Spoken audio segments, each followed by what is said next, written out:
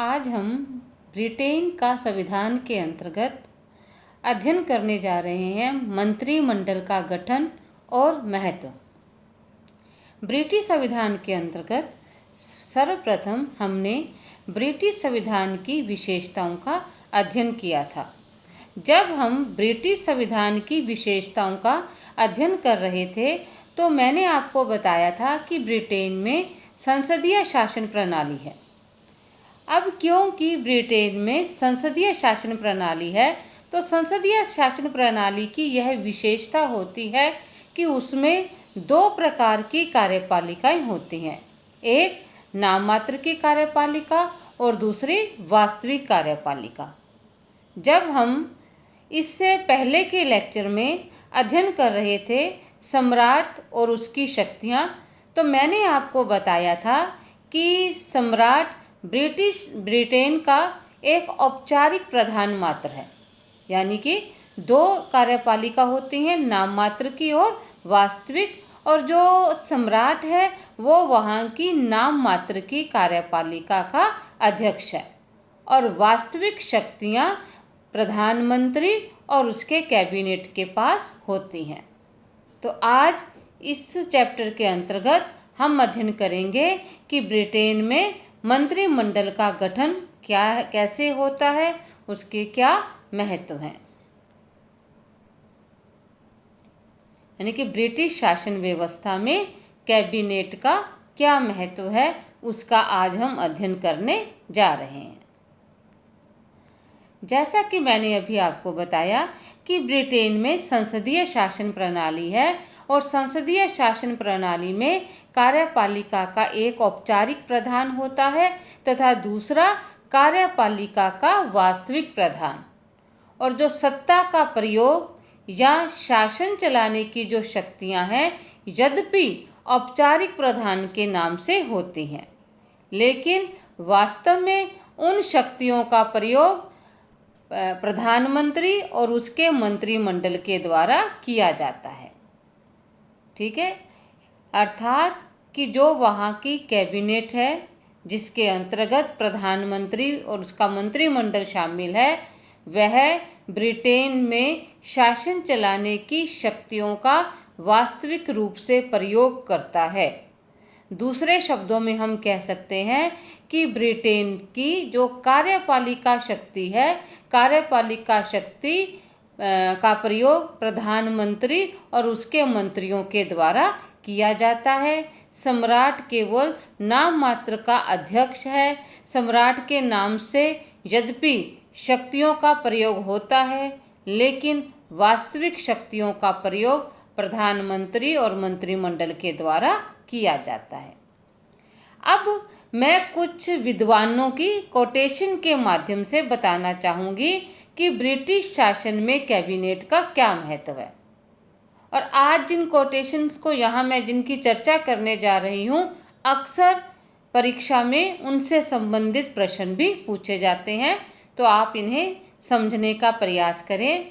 जैसा वेजहोट ने कहा है कि कैबिनेट एक हाइफन है जो जोड़ता है, एक बक्सुआ है जो कार्यपालिका और व्यवस्थापिका को मिलाता है। ठीक है, यानी पहले इसी अपने डेफिनेशन को लेकर चलें।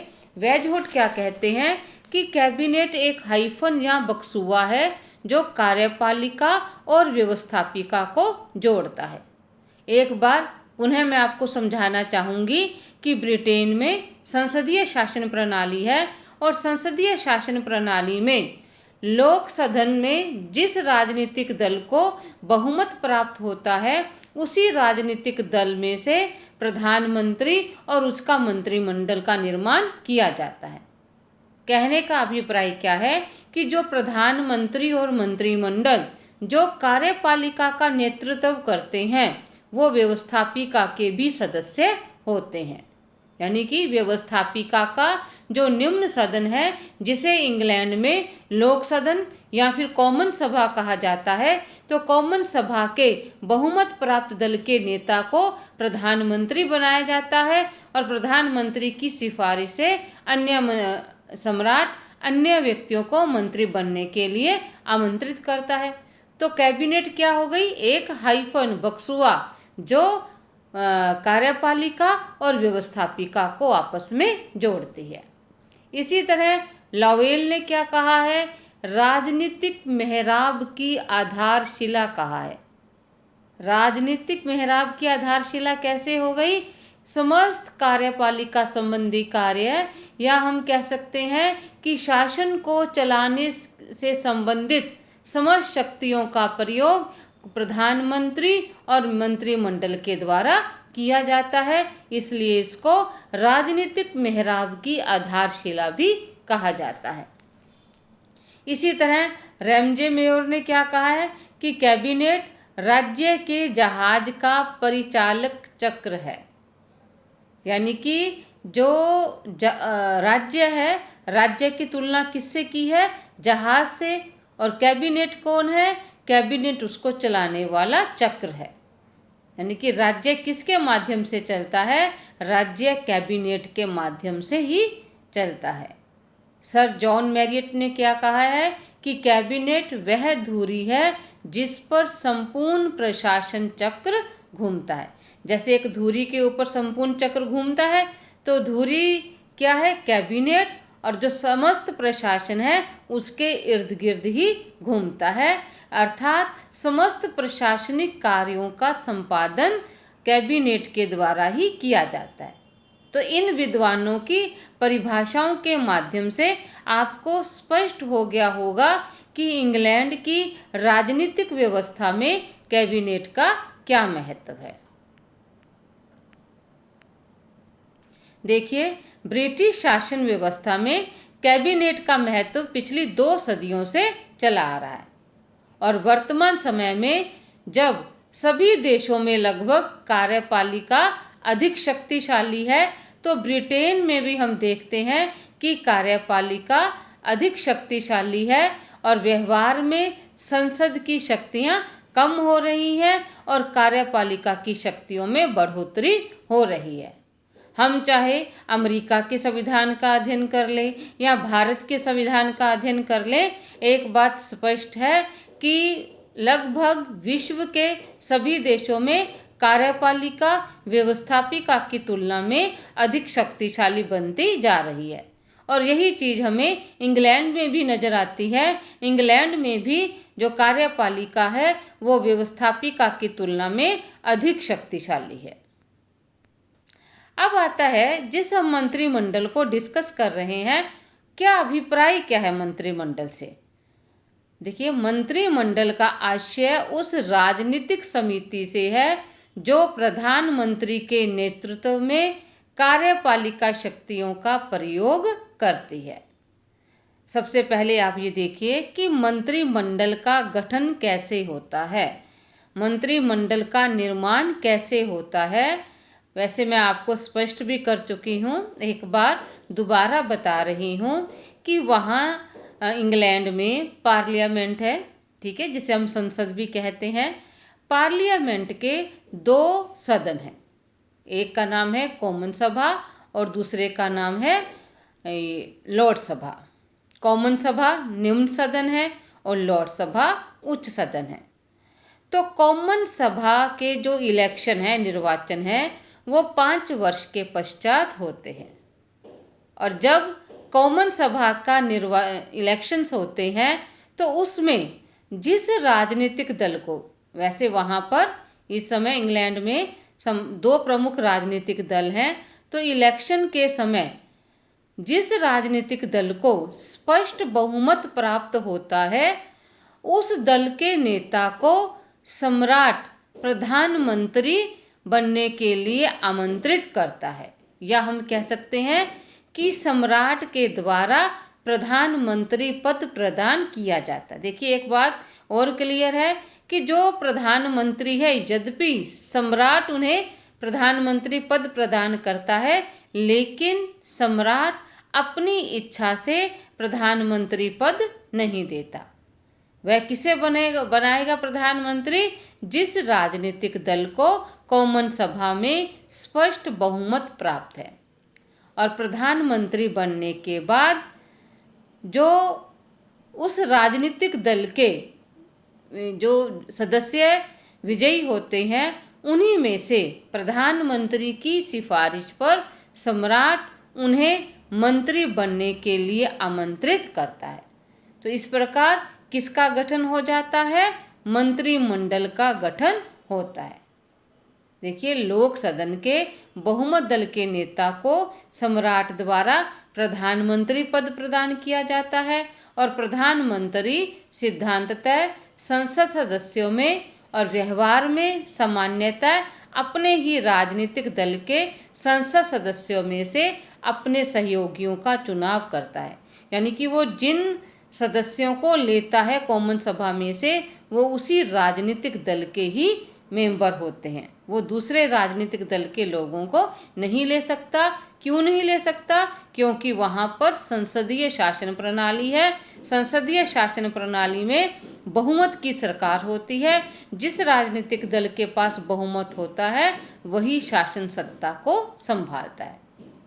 अब मुनरो ने क्या कहा है कि मंत्रिमंडल राजमुकुट के नाम पर प्रधानमंत्री द्वारा नियुक्त किए गए राजकीय परामर्शदाताओं की समिति को कहा जाता है, जिन्हें लोक सदन के बहुमत का समर्थन प्राप्त होता है। तो ये हमने प्रधानमंत्री और मंत्रिमंडल के गठन के बारे में चर्चा की थी। अब आता है मंत्रिमंडलात्मक व्यवस्था की विशेषताएं। देखिए, जो संसदीय शासन प्रणाली का प्रारंभ कहाँ हुआ था? इंग्लैंड में। या हम कह सकते हैं कि इंग्लैंड संसदीय शासन प्रणाली का जन्मदाता है। विश्व के अन्य देशों में जहाँ भी संसदीय शासन प्रणाली है वो उसने कहाँ से ग्रहण की है? इंग्लैंड से। भारत में भी संसदीय शासन प्रणाली है, तो भारत ने भी कहाँ से संसदीय शासन को ग्रहण किया है? वो भी इंग्लैंड से। तो इसकी क्या प्रमुख विशेषताएं हैं? पहली विशेषता आती है सम्राट की वास्तविक कार्यपालिका से पृथकता। देखिए, सम्राट है वो नाम मात्र की कार्यपालिका के अंतर्गत आता है और जो वास्तविक कार्यपालिका में प्रधानमंत्री और उसका मंत्रिमंडल आता है। और शासन संबंधी समस्त कार्य प्रधानमंत्री और मंत्रिमंडल के द्वारा ही किए जाते हैं। तो इस प्रकार हम कह सकते हैं कि जो सम्राट है वो वास्तविक कार्यपालिका से पृथक रहकर ही कार्यों को करता है। सेकंड है व्यवस्थापिका और कार्यपालिका में संबंध। तो ये बात आपने हमेशा ध्यान में रखनी है कि जिन देशों में संसदीय शासन प्रणाली होती है तो संसदीय शासन प्रणाली की यह विशेषता रहती है कि व्यवस्थापिका और कार्यपालिका में घनिष्ठ संबंध होता है। जब हम मंत्रिमंडल के गठन की चर्चा कर रहे थे तो मैंने आपको क्या बताया था कि मंत्रिमंडल किस में से लिया जाता है? व्यवस्थापिका के कॉमन सभा में से। जो व्यवस्थापिका का निम्न सदन है जिसे इंग्लैंड में कॉमन सभा कहा जाता है, उसमें बहुमत प्राप्त दल के नेता को प्रधानमंत्री बनाया जाता है और प्रधानमंत्री की सलाह से अन्य मंत्रियों को लिया जाता है, मंत्रिमंडल का गठन किया जाता है। तो इस तरह व्यवस्थापिका और कार्यपालिका में घनिष्ठ संबंध होता है। और मान लीजिए प्रधानमंत्री और उसका जो मंत्रिमंडल है यदि कॉमन सभा में अपने बहुमत को खो देते हैं तो उनके विरुद्ध जो कॉमन सभा है वो अविश्वास का प्रस्ताव पेश कर सकती है। और यदि अविश्वास का प्रस्ताव पास हो जाता है तो प्रधानमंत्री और मंत्रिमंडल को अपने पद से त्यागपत्र देना पड़ता है। तो इस तरह हम कह सकते हैं कि व्यवस्थापिका में से ही कार्यपालिका का निर्माण होता है, क्योंकि वो बहुमत प्राप्त दल के नेता होते हैं और जो व्यवस्थापिका है वो कार्यपालिका पर पूर्णतः नियंत्रण भी रखती है। जब संसद का पार्लियामेंट का सत्र चल रहा होता है तो वो प्रश्न पूछकर अविश्वास का प्रस्ताव पेश करके या अन्य तरीके से कार्यपालिका पर पूर्ण नियंत्रण भी रखती है। तो इस तरह हम कह सकते हैं कि व्यवस्थापिका और कार्यपालिका के बीच में घनिष्ठ संबंध रहता है। तीसरा आता है मंत्रिमंडल का सामूहिक उत्तरदायित्व। देखिए, ये भी एक संसदीय शासन की विशेषता है। संसदीय शासन में क्या कहा जाता है कि जो मंत्री हैं वो एक साथ तैरते हैं और एक साथ डूबते हैं। सामूहिक उत्तरदायित्व से क्या अभिप्राय है? मान लीजिए मंत्रिमंडल अपना बहुमत खो देता है तो उन्हें सामूहिक रूप से अपने पद से त्यागपत्र देना पड़ेगा। इसका मतलब ये नहीं है कि प्रधानमंत्री ने अपना पद से त्यागपत्र दे दिया और मंत्रिमंडल वैसे ही कार्य कर रहा है। ये एक साथ तैरते हैं, एक साथ डूबते हैं। यदि ये अपना बहुमत खो देते हैं या इनके विरुद्ध अविश्वास का प्रस्ताव पेश हो जाता है तो इन्हें अपने पद से त्यागपत्र देना पड़ता है। नेक्स्ट विशेषता आती है, इसमें एक और विशेषता भी मैं शामिल करना चाहूँगी। देखिए, इस पॉइंट्स में ऐड नहीं है, वो है इनका व्यक्तिगत उत्तरदायित्व। देखिए, प्रत्येक मंत्री अपने विभाग का प्रमुख होता है और ये अपने विभाग के प्रति उत्तरदायी भी रहता है। मान लीजिए विभाग में कुछ ऐसा कार्य हुआ है जिससे देश को या जनता को कोई नुकसान पहुंचता है तो यह उस मंत्री का व्यक्तिगत उत्तरदायित्व होगा और उस व्यक्तिगत उत्तरदायित्व के कारण उस मंत्री को अपने पद से त्यागपत्र देना पड़ेगा। नेक्स्ट है गोपनीयता। ठीक है, मंत्रिमंडल में जो भी कार्य किए जाते हैं उसमें गोपनीयता रखी जाती है। मंत्रिमंडल की जो भी बैठकें होती हैं वो पूर्णतः गोपनीय होती हैं। जो आपस में विचार विमर्श होता है, डिस्कशन होता है, उनको गोपनीय रखा जाता है और उन्हें कब जनता के सामने लाया जाता है जब उस निर्णय को लागू करना होता है। तो गोपनीयता की भी शर्त वहाँ रहती है। फिर है मंत्रिमंडल की राजनीतिक सजातीयता। राजनीतिक सजातीयता से क्या अभिप्राय है कि क्योंकि ब्रिटेन में संसदीय शासन प्रणाली है तो जो मंत्रिमंडल बनाया जाएगा वो उसी राजनीतिक दल में से ही बनाया जाएगा जिस राजनीतिक दल को कॉमन सभा में बहुमत प्राप्त है। देखिए, यदि हम अमेरिका के संविधान की बात करते हैं तो अमेरिका में राष्ट्रपति किसी भी राजनीतिक दल के योग्य व्यक्तियों को मंत्रिमंडल में शामिल कर सकता है, लेकिन इंग्लैंड में ऐसा नहीं है। इंग्लैंड में जिस राजनीतिक दल को बहुमत प्राप्त होगा उसका नेता प्रधानमंत्री बनेगा और प्रधानमंत्री अपने ही राजनीतिक दल के योग्य व्यक्तियों को मंत्री बनने के लिए आमंत्रित करेगा। वो उसी राजनीतिक दल से रिलेटेड रहेंगे। फिर है मंत्रिमंडल पर प्रधानमंत्री का नेतृत्व। हम जब से ये चैप्टर शुरू कर रहे हैं मैं बार बार आपको बता रही हूँ कि जो उस राजनीतिक दल का जो नेता है वो प्रधानमंत्री है और प्रधानमंत्री की सिफारिश पर ही मंत्रिमंडल का निर्माण होता है और प्रधानमंत्री ही होता है जो मंत्रिमंडल में उनके विभागों का बंटवारा करता है। यानी कि प्रधानमंत्री की इच्छा से ही मंत्रियों को उनकी योग्यता के अनुसार विभाग दिए जाते हैं। अब क्योंकि प्रधानमंत्री ही विभागों का बंटवारा करता है तो हम कह सकते हैं कि प्रधानमंत्री का अपने मंत्रिमंडल पर पूर्णतः नियंत्रण रहता है। वो जब चाहे उससे वो विभाग ले सकता है, दूसरे मंत्री को वो विभाग दे सकता है। इस बारे में मंत्रियों के यानी कि मंत्री हैं वो प्रधानमंत्री के नियंत्रण में ही कार्यों को संपादित करते हैं। तो ये है मंत्रिमंडल का गठन, मंत्रिमंडल का महत्व और मंत्रिमंडल की विशेषताएं। नेक्स्ट लेक्चर में हम करेंगे प्रधानमंत्री और उसकी शक्तियाँ। धन्यवाद।